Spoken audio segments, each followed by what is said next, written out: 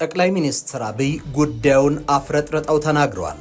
የአሰቡ ዘመቻ ፈጽሞ የማይቀር መሆኑን በድጋሚ አስታውቋል። የባሌም የቦሌም መንገድ የውድም ነው። የኤርትራ መንግስት በሰጥቶ መቀበል መርህ አሰብን የማያስረክብ ከሆነ ቀጣዩ ምዕራፍ የሚሆነው አደጋ በግልጽ ተቀምጦለታል። ኃይል ሁሉን ነገር ይቋጨዋል። ነገሩ በሻዕቢያ በኩል ድንጋጤን ፈጥሯል። የቦሌው መንገድ ለጽምዶ አለቆች የሚስማማ አይደለም። በዚህ ምክንያትም በርከት ያሉት እየተቃወሙ ይገኛሉ። ጠቅላይ ያደርጉታል የሚል እምነትም ባዲሃሎ ሰዎች ዘንድ እየተሰማ ነው። እርግጥ የጠቅላይ ሚኒስትሩና የሻዕቢያ ግጭት የሰነበተ ነው። በሁለት ወገኖች መካከል የተፈጠረው ግጭት መከላከያ ትግራይ በገባበት ወቅት ነበር።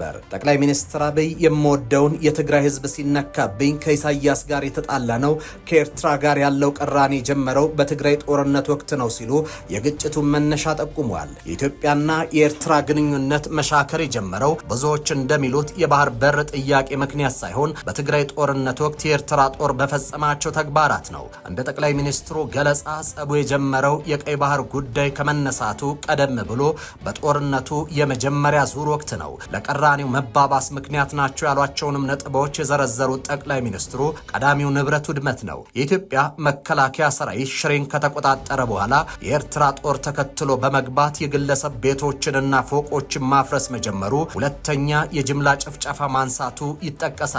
የአክሱም ከተማ በተያዘችበት ወቅት በወጣቶች ላይ የተፈጸመው የጅምላ ረሸና ጸቡን አፋፍሞታል ብለዋል። የፋብሪካዎች ዘረፋ ሌላኛው ነው። በአድዋና በአዲግራት የሚገኙ ፋብሪካዎች የመድኃኒት ፋብሪካን ጨምሮ የመነቃቀል የመስረቅና የማፈራረስ ተግባራት መፈጸማቸው ጸቡን ጫፍ ላይ እንዳደረሰው ገልጿል።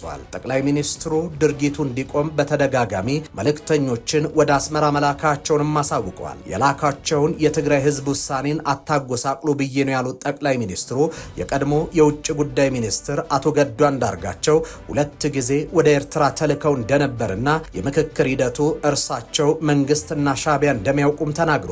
አንዳንድ ሰዎች ችግሩ የተፈጠረው ኢትዮጵያ የባህር በር ጥያቄ በማንሳቷ ነው ይላሉ።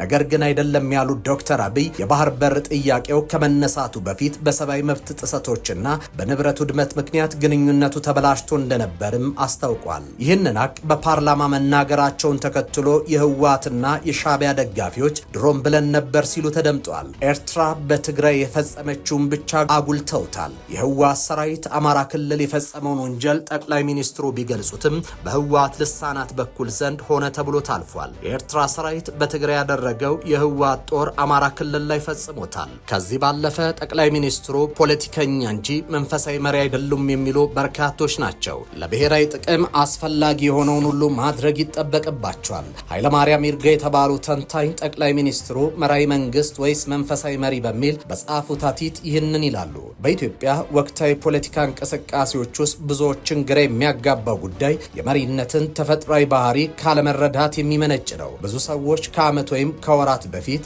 በቀረበ የፖለቲካ ንግግር ዛሬ ተቀይሮ ሲያዩት ወይም ትላንት ከኢትዮጵያ ጋር ወዳጅ የነበረ ሀገር ዛሬ ሲቃረን ሲመለከቱ ለምን የሚል ጥያቄን ያነሳሉ። የግራ መጋባት የሚመነጨው የመንግስት ኃላፊነት ስቴት ሪስፖንሲቢሊቲ እና የግል ሞራልን ፐርሰናል ሞራሊቲ መለየት ካለመቻል ነው። ጠቅላይ ሚኒስትር አብይ የሚወስዷቸው እርምጃዎች፣ የሚያደርጓቸው ንግግሮች እንደ ሁኔታው ተለዋዋጭ መሆናቸው የመርህ አልባነት ሳይሆን በፍጥነት በሚለዋወጠው ዓለም አቀፋዊና ቀጠናዊ ሁኔታ ውስጥ የሀገሪቱን ደህንነት ሰላም ለማስናት የሚወሰዱ ስልታዊ ተግባራት መሆናቸውን ማጤን ያስፈልጋል።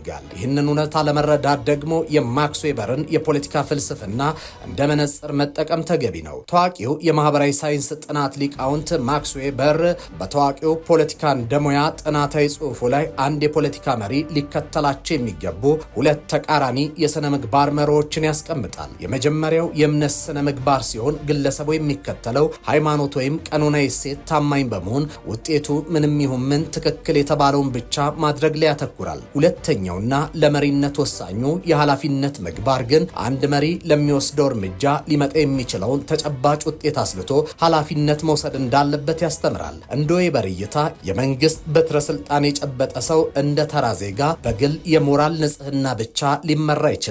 ይልቁንም የሀገርን ሰላምና ህልውና ለማረጋገጥ ሲል ከሞራል ተቃራኒ የሆኑ ወይም አስቸጋሪ ውሳኔዎችን ለመወሰን ዝግጁ መሆን አለበት።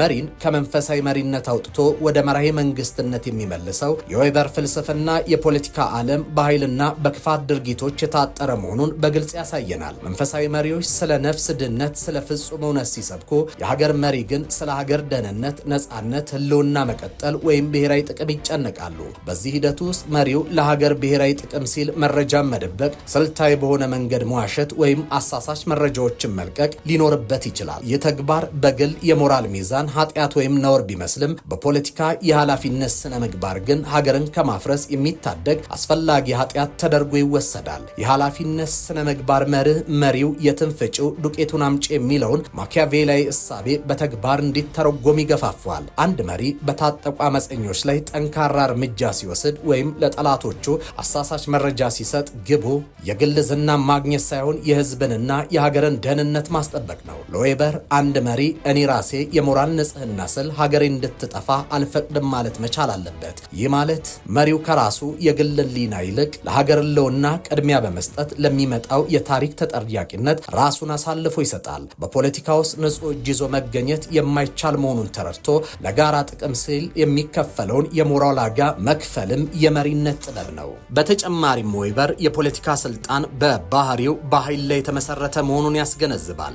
መንግስት በህጋዊ መንገድ ኃይልን የመጠቀም ብቸኛ መብት ያለው አካል በመሆኑ መሪው ይህንን ኃይል በብቃት መጠቀም ካልቻለ ለሀገር ደህንነት ስጋት ይሆናል። አንድ መሪ በውስጥና በውጭ ጠላቶች ተከቦ እኔ አልዋሽም ወይም እኔ ደም አላፈስም በሚል መንፈሳዊ እሳቤ ብቻ ቢመራ ሀገሪቱን ለውከትና ለውድመት አሳልፎ ይሰጣል።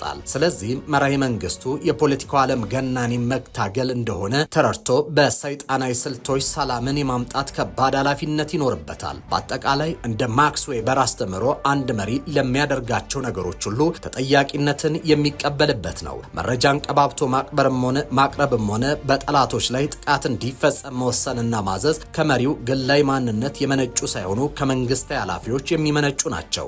አንድ መሪ ለሀገሩ ብሔራዊ ጥቅም ሲል አስፈላጊውን ውሳኔ በአስፈላጊው ጊዜ ካልወሰነ እርሱ ፖለቲከኛ ሳይሆን ነብይ ወይም መነኩሴ መሆን ያለበት ነው።